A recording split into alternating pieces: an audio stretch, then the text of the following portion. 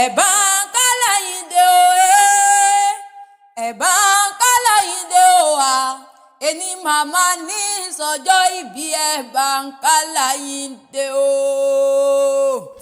Àsọdúnmọ́dún àwọ̀ àsọdúnmọ́dún o, àsọ̀rọ̀mọ́rọ̀ àwọ̀ àsọ̀rọ̀mọ́rọ̀ o.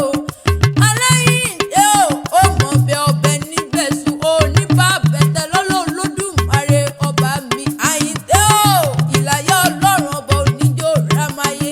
Ó ti wá sọdún èyí náà ò níbẹ̀ yìí ṣàṣemọ̀ ọkọ̀ Adéjọ́ ọ̀gá o.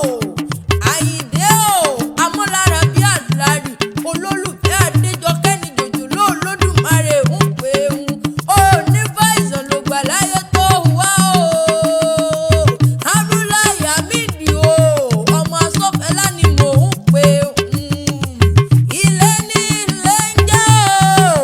Àyìndé o, ó yá gbéra ńlẹ̀ kí n bọ́ délé bàbá tó bí ọlọ́mọ. Àfọ̀njá nílé o, ọmọ Abídé Susan tún ti dé. Ọmọ Balógun Fúlàní o, ọmọ wọn nílé ìdí àgbọn ni jòjòló Olódùmarè ń pè ń. Ìlọrin Àfọ̀njá o, ìlú Àlímì, ìlú àwọn akọni lógún nílé Ládẹrin.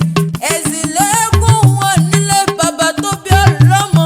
Ọ̀kọ̀ọ̀kọ̀ lóró bẹ́ẹ̀. Ìlú tóbi tó yìí kò léegun nílé Abídé Su.